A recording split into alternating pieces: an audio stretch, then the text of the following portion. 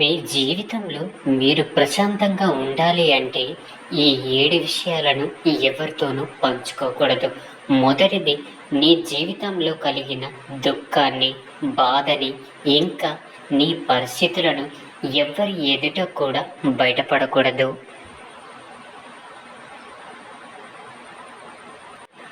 ఎవ్వరితోనూ చెప్పుకోకూడదు. మనం ఎవరితోనైనా మన మనసులోని బాధను పంచుకుంటే అది తగ్గుతుంది అనుకుంటాం, అవునా? కానీ ఎవరి నోటిలోనూ ఏ మాట కూడా ఎక్కువ కాలం దాగదు అనే విషయాన్ని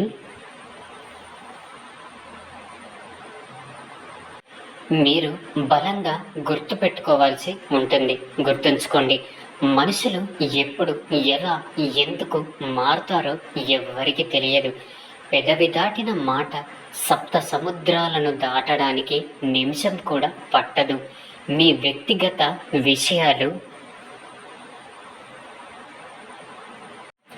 అందరికీ అలా తెలిసిపోతే వారి దృష్టిలో ఒక బలహీనుడిగా చులకనైపోతారు. అలా మీ పరిస్థితిని తెలుసుకున్న వారు మీకు సహాయం చేయడం కూడా మానేస్తారు.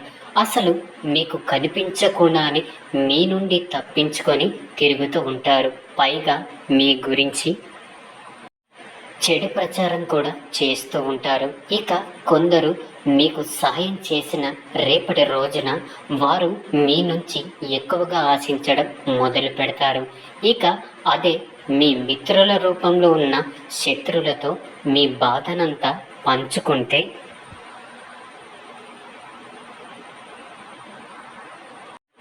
వారు మీ జీవితంలో మిమ్మల్ని ఇంకా దిగజార్చడానికి ప్రయత్నిస్తారు. కాబట్టి ఎవరి దగ్గర కూడా మీ నిస్సహాయతను, అలాగే మీ బాధల్ని పంచుకోకండి.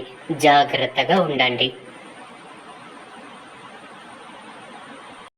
ఇక రెండవది, నీ గతం గురించి, ఇంకా రేపటి రోజున నువ్వు ఏం చేయబోతున్నావో, నీ భవిష్యత్తు యొక్క ప్రణాళికల గురించి కూడా ఎవరితోనూ పంచుకోకండి.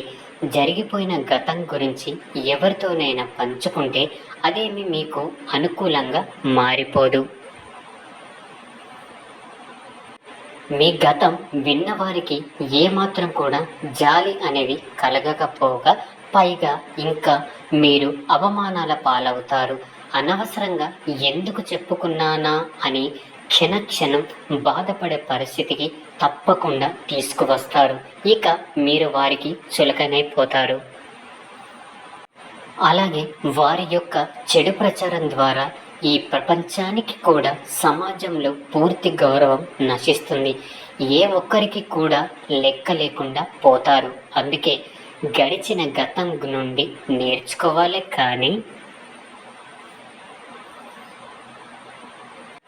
ప్రతి ఒక్కరికి ఆ గతాన్ని తవ్వి తవ్వి చెప్పి ఆ తవ్వుకున్న నూతిలోనే మనమే పడకూడదు.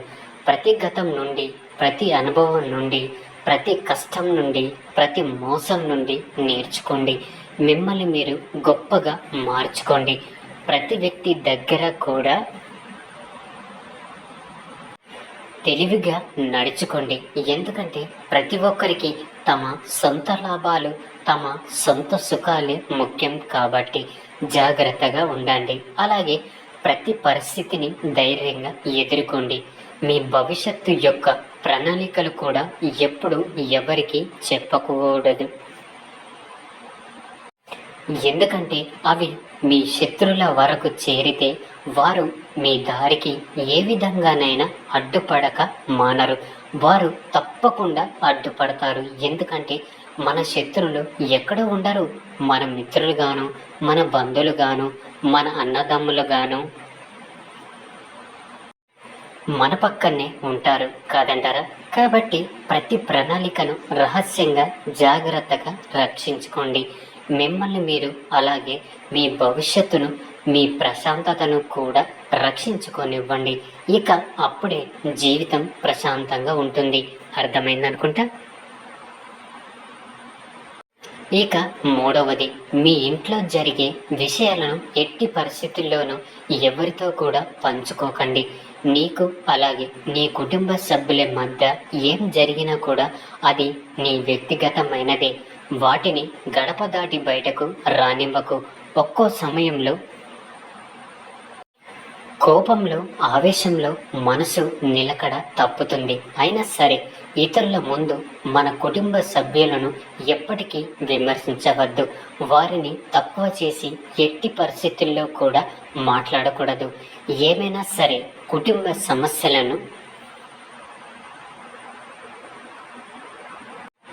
గొడవలను ఇతరుల ముందు బహిర్గతం చెయ్యకండి. ఇక ఈ కారణంగా మీ కుటుంబం అంతా కూడా ఈ సమాజానికి చులకనైపోతుంది. ఇక శత్రువులైతే అదే అదునుగా చూసి మీ అన్యోన్యమైన బంధాల మధ్య తలదూర్చి విడగొట్టే ప్రయత్నాలు చేస్తూ ఉంటారు.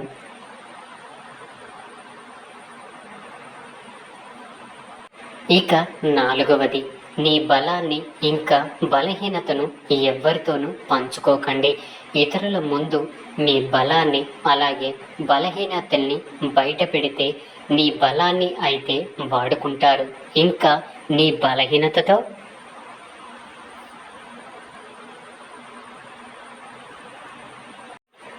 ఆడుకుంటారు. వాటిని ఉపయోగించి మిమ్మల్ని మానసికంగా కృంగదీయడానికే ప్రయత్నిస్తూ ఉంటారు. అందుకే తెలివిగా మసులుకోండి.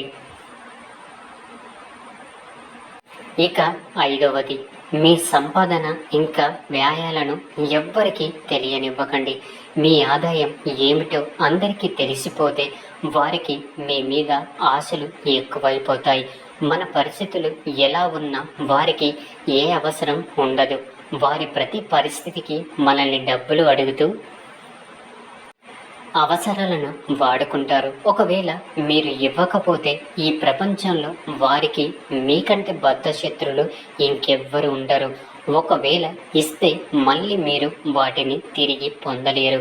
ఇక అప్పుడు కూడా మీరు వారికి శత్రు అవ్వక తప్పదు.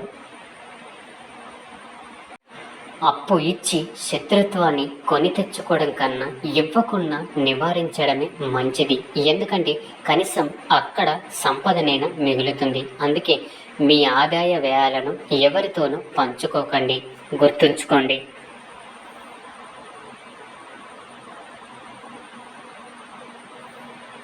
ఇక 6వది, మీకు ఏదైనా అవమానం జరిగితే దాన్ని మీరు ఎవరితోనూ పంచుకోకూడదు. అది వారికి ఏమీ అంత ముఖ్యమైన విషయం అవ్వదు. ఆ సమయాన్న వారు మీకు అనుకూలంగా మాట్లాడిన అదే అవమానాన్ని రేపటి రోజున మళ్ళీ మళ్ళీ గుర్తు చేసి మిమ్మల్ని మానసికంగా కృంగదీస్తారు, గుర్తుంచుకోండి. ఇక 7వది, మీ ప్రాణ స్నేహితులు ఎవరో అలాగే మీ భద్రశత్రులు ఎవరో ఎవ్వరికీ తెలియనివ్వకండి. ఎవరైతే మీకు అపాయం కలిగించాలి అనుకుంటారో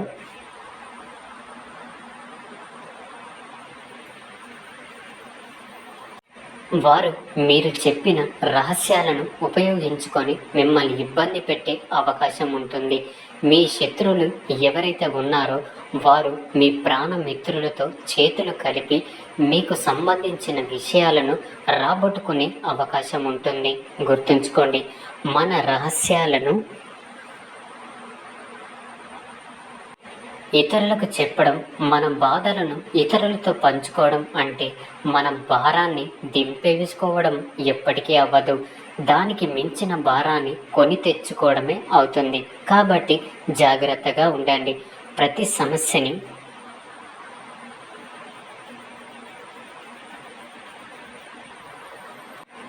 ఒంటరిగానే ధైర్యంగా ఎదుర్కోండి. అప్పుడే మీ మనసు ప్రశాంతంగా ఉంటుంది. ధైర్యంగా ఉండండి.